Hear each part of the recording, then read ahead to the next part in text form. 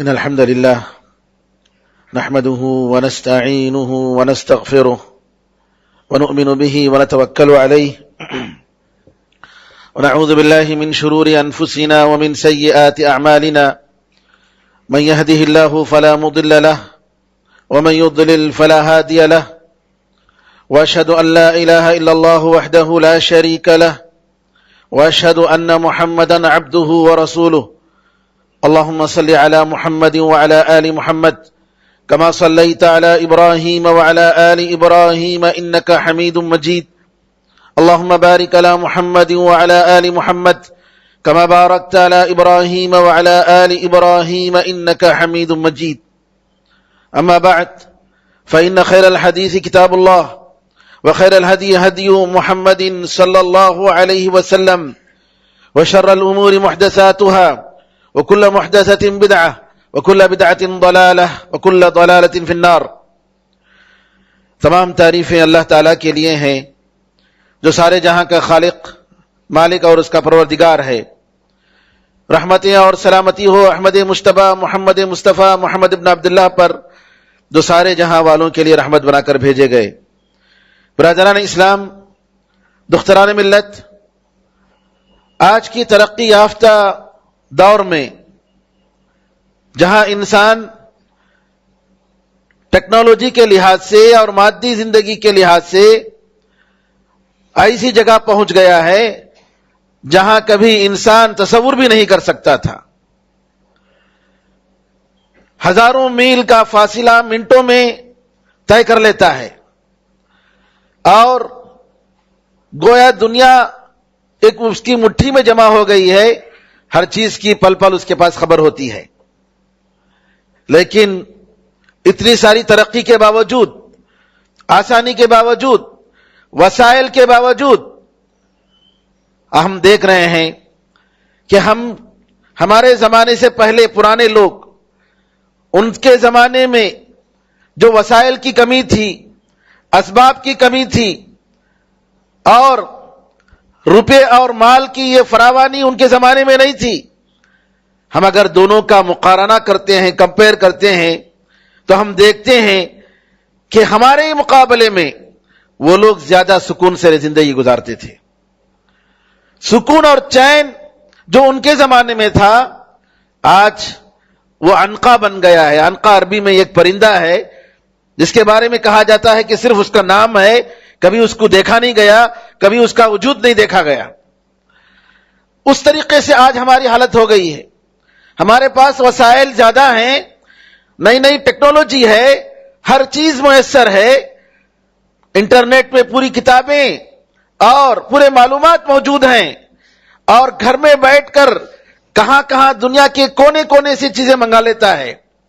لیکن اس کے باوجود وہ آسانیاں رہنے کے باوجود وہ سکون نہیں رہا۔ اس کا سبب کیا ہے؟ ہماری زندگی میں برکت نہیں رہی۔ برکت جس کے بغیر انسان کی تجارت بیکار ہے، انسان کا عمر، اس کی زندگی بیکار ہے، اس کا علم بیکار ہے، اس کی محنت بیکار ہے۔ اللہ تعالیٰ کی طرف سے جب برکت آتی ہے، برکت کا معنی ہے کہ بڑھنا، زیادہ ہونا، اور ایسا زیادہ جس کی وجہ سے انسان کو سکون ملے، انسان کو راحت ملے۔ وہ چیز آج ہماری زندگی میں مفقود ہے۔ برکت سے مطلب یہ نہیں کہ آدمی کروڑ پتی بن جائے، بلکہ برکت کا مطلب یہ ہے کہ اگر آدمی 100 روپے کما رہا ہو یا کچھ ٹکے کما رہا ہو لیکن اطمینان کی زندگی گزار رہا ہے، سکون کی زندگی گزار رہا ہے، پریشانی کی زندگی نہیں گزار رہا ہے، یہ ہے برکت۔ دل کو اطمینان ہے، نفس میں سکون ہے۔ آج ہم دیکھتے ہیں کہ نبی کریم صلی اللہ علیہ وسلم کے زمانے میں کیسی برکت ہوا کرتی تھی۔ ایک روٹی، 2 روٹی کئی لوگ اس میں کھا لیتے تھے۔ صحابہ رضی اللہ عنہ اجمعین ایک برتن، ایک پلیٹ میں کئی صحابہ، 10-12 صحابہ ایک ہی پلیٹ میں کھا لیتے تھے۔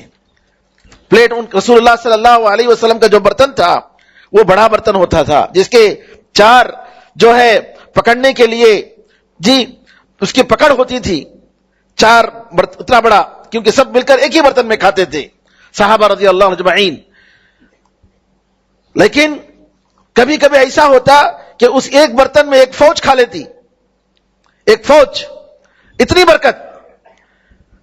جنگ خندق کے موقع پر جابر رضی اللہ تعالیٰ عنہ کے گھر میں ایک بکری کٹتی ہے، دیکھتے ہیں کہ صحابہ بڑی تکلیف سے زندگی گزار رہے ہیں، کئی دنوں سے کھانے کے لیے کچھ نہیں، اور پیٹ کو سیدھی رکھنے کے لیے پیٹ پر پتھر باندھ کر، اینٹوں کو باندھ کر اپنی پیٹ کو کھڑا کرنے کے لیے خندق کھود رہے ہیں، کیونکہ ہمارے سامنے ایک دشمن آ رہا ہے۔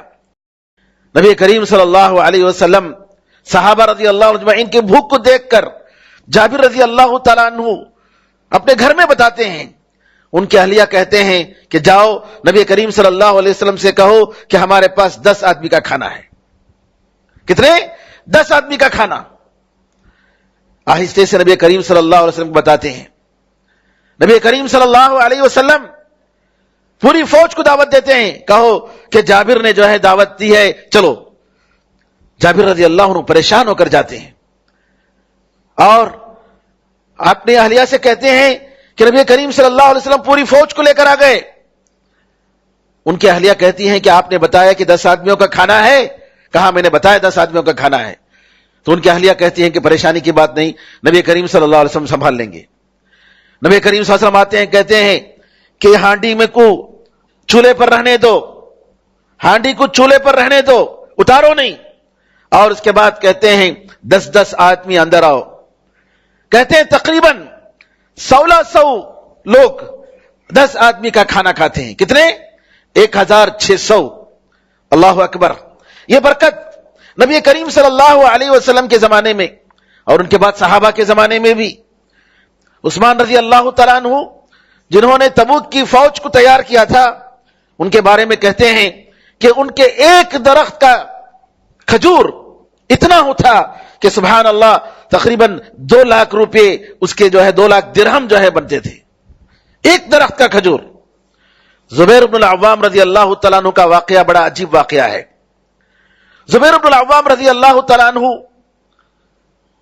رسول اللہ صلی اللہ علیہ وسلم کے پھوپھیزاد بھائی صفیہ رضی اللہ تعالیٰ عنہ کے بیٹے، اور ان صحابہ میں سے ایک صحابی ہیں جن کو نبی کریم صلی اللہ علیہ وسلم نے ایک ہی حدیث میں بتایا کہ یہ جنت میں ہے، ابو بکر جنت میں ہے، عمر جنت میں ہے، عثمان جنت میں ہے، علی جنت میں ہے، اور ان میں سے ایک زبیر بن عوام رضی اللہ عنہ بھی ہیں۔ زبیر بن عوام جنگ جمل میں شہید ہوتے ہیں۔ شہید ہوتے ہوئے ان کے اوپر 12 لاکھ درہم کا قرض ہوتا ہے، 12 لاکھ۔ اپنے بیٹے عبداللہ سے کہتے ہیں، عبداللہ بن زبیر سے، اے میرے بیٹے اگر تم یہ قرض ادا نہیں کر پاؤ تو میرے آقا سے مدد مانگو۔ عبداللہ بن زبیر کو سمجھ میں نہیں آیا کہ زبیر رضی اللہ تعالیٰ عنہ کے آقا کون ہیں، تو کہتے ہیں ابا جان آپ کے آقا کون ہیں؟ کہتے ہیں میرے اللہ تعالیٰ سے مدد مانگو۔ عبداللہ بن زبیر کہتے ہیں کہ ان کے قرض ادا کرنے میں جب کبھی کوئی پریشانی آئی تو میں نے اللہ تعالیٰ سے دعا کی، اے زبیر کے آقا، اے زبیر کے مولا، ان کے قرض کو ادا کر دے، اور اللہ تعالیٰ وہ قرض ادا کر دیتا۔ زبیر رضی اللہ تعالیٰ شہید ہوتے ہیں، سوائے کچھ زمینیں تھیں ان کی، گھر کچھ تھے، اس کے علاوہ کچھ پیسے نہیں تھا۔ ان زمینوں میں ایک جنگل تھا اور 11 گھر تھے مدینے میں، 2 گھر بصرہ میں تھے، ایک گھر کوفہ میں اور ایک گھر مصر میں۔ یہ ان کی پوری وراثت تھی، اور اس زمانے میں 12 لاکھ معمولی بات نہیں۔ پھر اس کے بعد کہتے ہیں عبداللہ بن زبیر، اور یہ صحیح بخاری کی روایت ہے، کہ ان کی قرض اتنا بڑھ گیا، اس لیے بڑھ گیا تھا کہ آدمی آ کر ان کے پاس امانت کے لیے پیسہ رکھتا۔ زبیر رضی اللہ عنہ کہتے دیکھو پیسے جو ہے ادھر ادھر ضائع ہو جائیں گے، میں قرض کے طور پر لے لیتا ہوں، میرے اوپر قرض، میں اس کو استعمال کرتا ہوں، جب تمہیں ضرورت پڑے آ کر لے لینا مجھ سے، میں امانت کے طور پر نہیں رکھتا، لیکن قرض کے طور پر میں اس کو میں استعمال کرتا ہوں, جب بھی اگر ضرورت پڑ گئی آپ آ کر لے لینا. اور عمر رضی اللہ, زبیر رضی اللہ تعالیٰ عنہ, کوئی انہوں نے پوسٹ نہیں لیا, کبھی آپ کوئی امیر نہیں بنے, اللہ ہے کہ کسی جنگ میں نبی کریم صلی اللہ علیہ وسلم کے ساتھ آپ شریک ہوئے یا ابو بکر عمر کے ساتھ, تو وہ بات رہی, ورنہ جو ہے کبھی انہوں نے کوئی عمارت وغیرہ سے کچھ پیسہ وغیرہ مل گیا, ایسا کچھ نہیں ہوا. اب 12 لاکھ روپے کا قرض, 12 لاکھ درہم کا قرض. زبیر رضی اللہ عنہ کے دوست حکیم ابن حزام مدینے کے ایک بڑے مالدار ملتے ہیں اور کہتے ہیں کہ میرے بھائی کا قرض کتنا باقی ہے بتاؤ. عبداللہ بن زبیر بتاتے نہیں ہیں, کہتے ہیں کتنا ہے بتائیے. کہا 1 لاکھ ہے. کہا کہ نہیں, زیادہ ہے, زیادہ ہے, میں نہیں سمجھتا ہوں کہ اگر 1 لاکھ روپے ہو اور تم جو ہے اس کا قرض ادا کر پاؤ گے. پھر اس کے بعد کہا اگر 12 لاکھ ہو تو کیا ہوگا.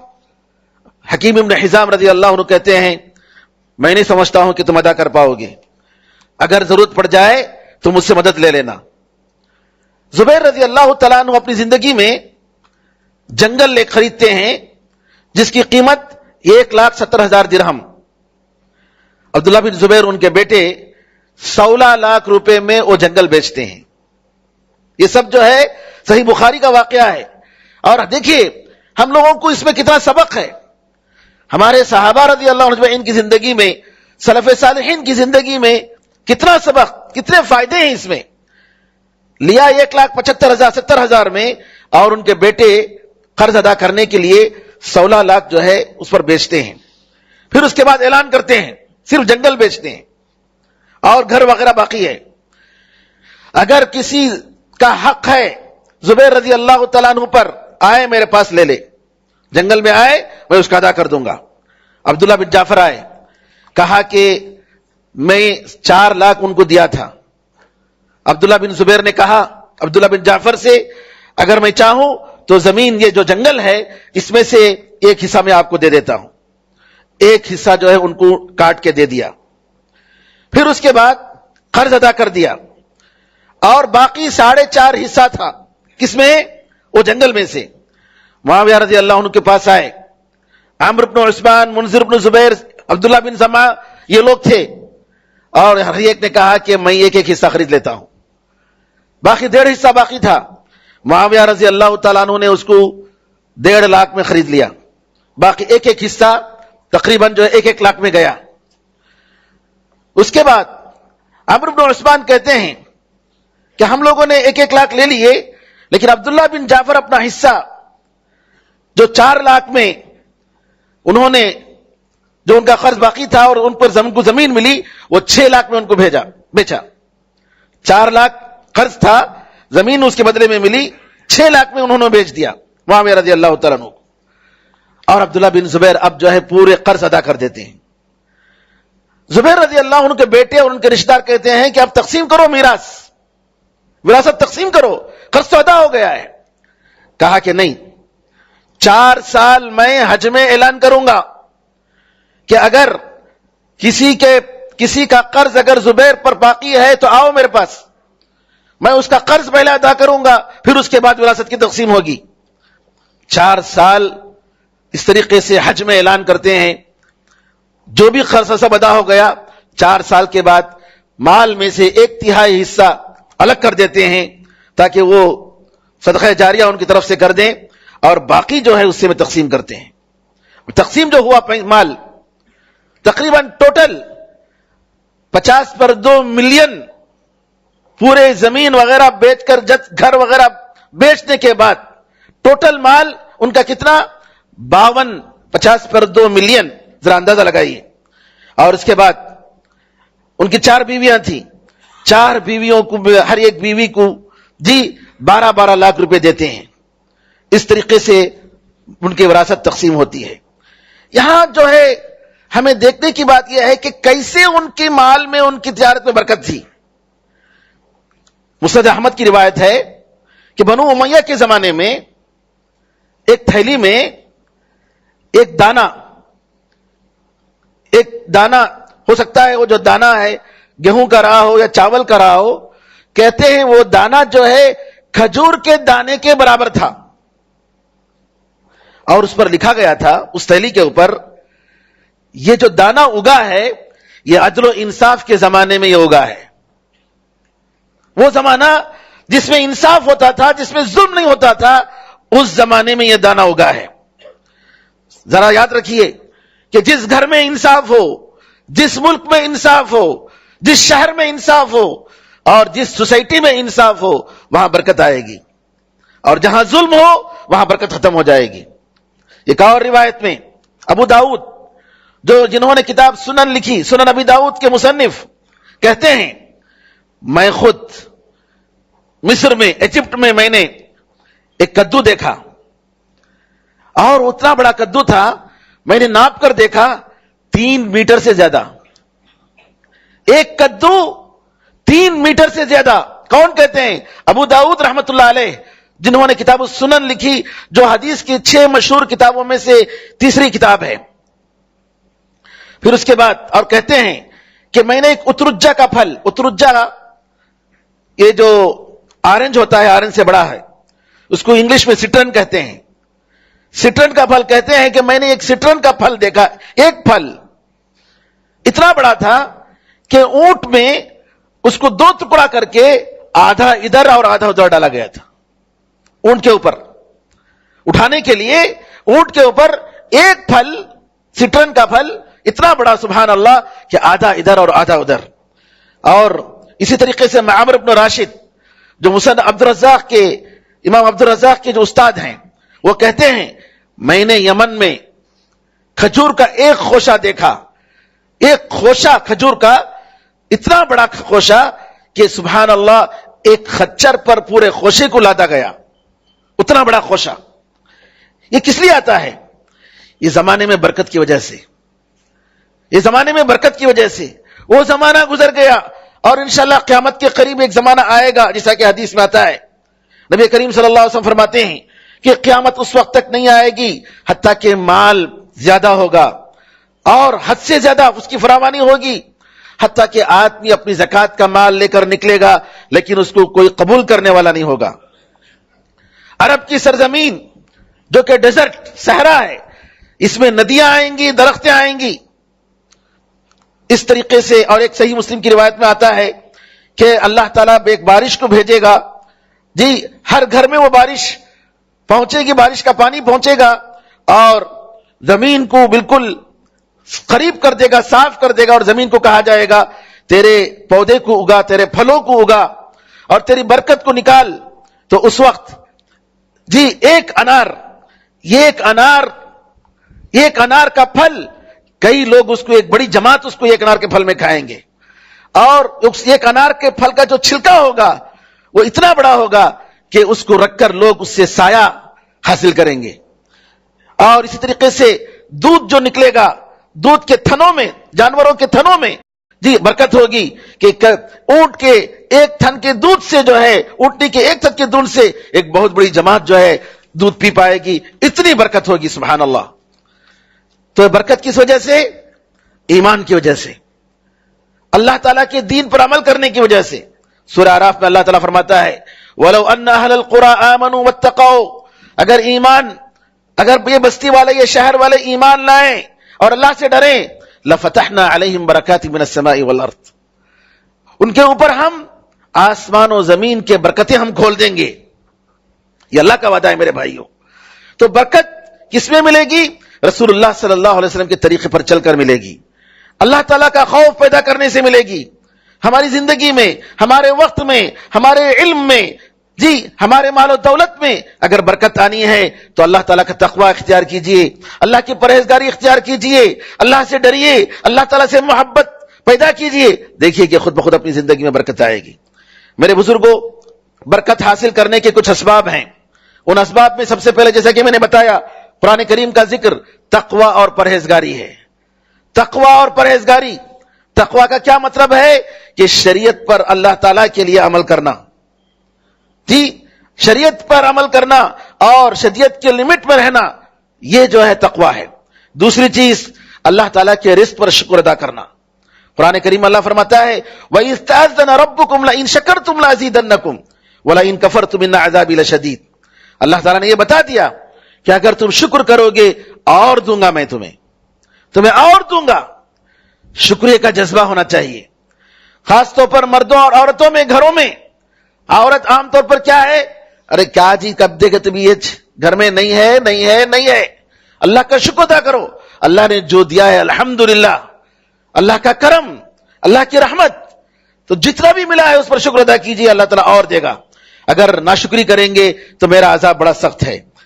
نبی کریم صلی اللہ علیہ وسلم فرماتے ہیں کہ بارش جب ہوتی ہے تو لوگ جو ہے، کچھ لوگ کیا بولتے ہیں، فلاں تارے کی وجہ سے یہ بارش ہوئی، فلاں چیز کی وجہ سے بارش ہوئی. لیکن اگر کوئی اللہ تعالیٰ کی تعریف کرتا ہے، اللہ کے فضل کی وجہ سے بارش ہوئی، تو اللہ تعالیٰ اس سے خوش ہوتا ہے. اسی طریقے سے تیسری چیز جس کی وجہ سے برکت ملتی ہے، حلال کمائی ہے. حلال کمائی، حلال رزق، جس میں کسی بھی قسم کا شبہ نہ ہو، جس میں کسی بھی قسم کا ڈاؤٹ نہ ہو. آج ہمارے لوگ، ہم مسلمان جانتے ہوئے سود پر کتنے لوگ ہیں جو قرض دیتے ہیں، سودی کاروبار.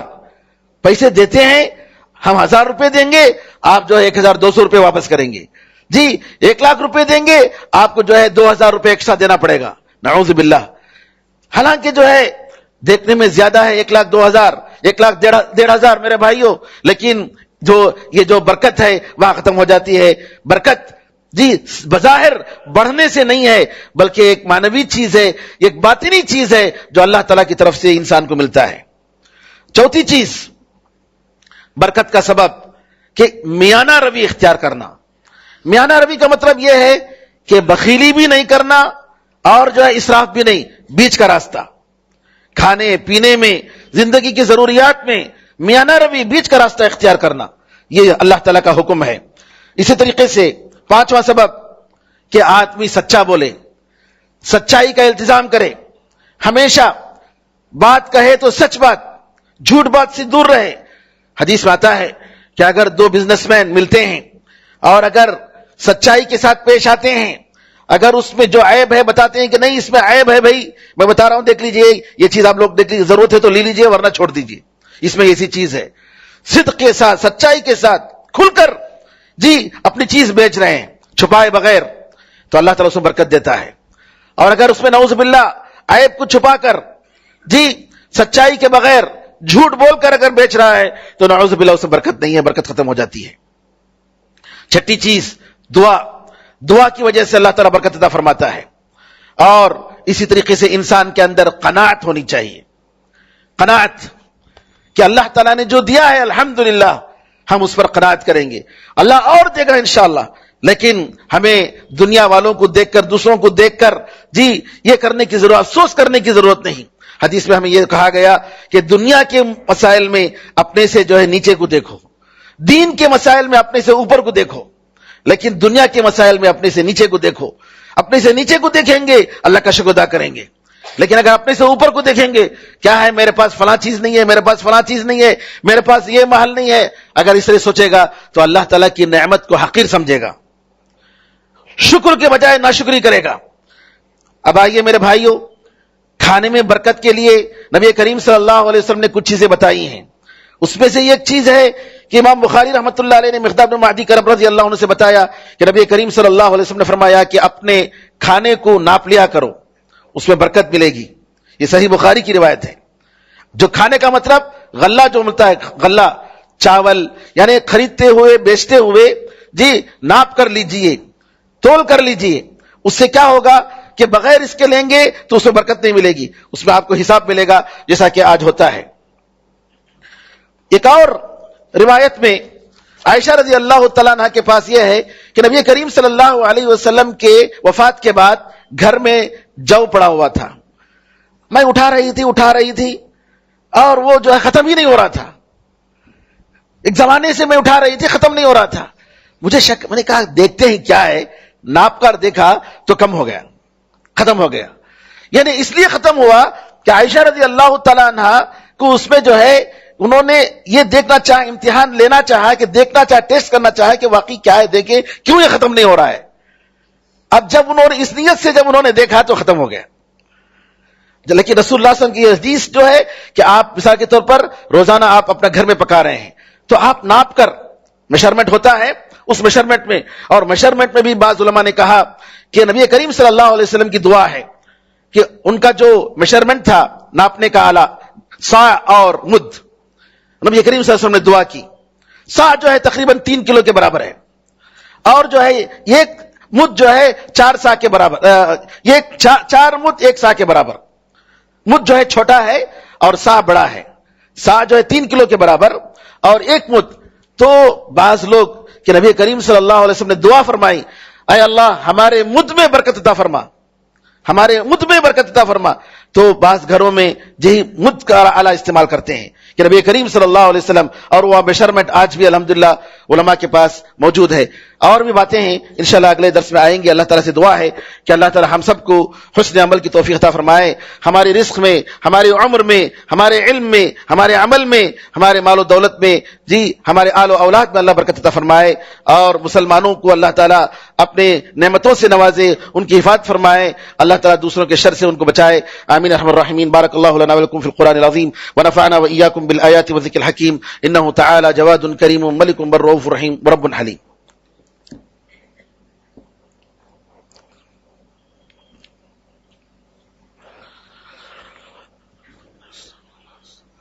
ان الحمد لله نحمده ونستعينه ونستغفره ونؤمن به ونتوكل عليه ونعوذ بالله من شرور انفسنا ومن سيئات اعمالنا. من يهده الله فلا مضل له ومن يضلل فلا هادي له، واشهد ان لا اله الا الله وحده لا شريك له، واشهد ان محمدا عبده ورسوله. اللهم صل على محمد وعلى ال محمد كما صليت على ابراهيم وعلى ال ابراهيم انك حميد مجيد. اللهم بارك على محمد وعلى آل محمد كما باركت على إبراهيم وعلى آل إبراهيم إنك حميد مجيد.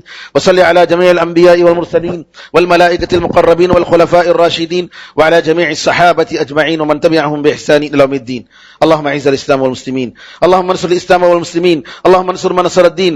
عباد الله رحمكم الله، إن الله يأمر بالعدل والإحسان وإيتاء ذي القربى وينهى عن الفحشاء والمنكر والبغي يعظكم لعلكم تذكرون. فاذكروا الله يذكركم وادعوه يستجب لكم، وذكر الله أعلى وأولى وأعز وجل وأهم وأتم وأكبر.